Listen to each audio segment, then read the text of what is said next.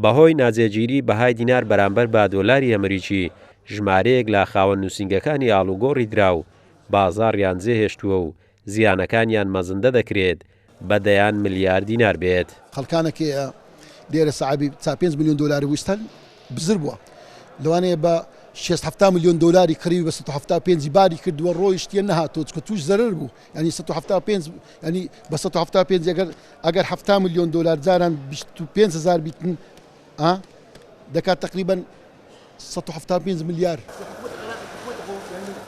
کاتێک بەهای دینار بەرامبەر بە دۆلاری ئەمریکی دابەزی نرخی کاڵا و شتومەک بە شێوەیەکی بەرچاو بەرز بوونەوە هاوڵاتیان و کاسبکاران دەڵێن پێویستە چاودێری نرخ بکرێتن و نرخەکان دابەزێنرێت.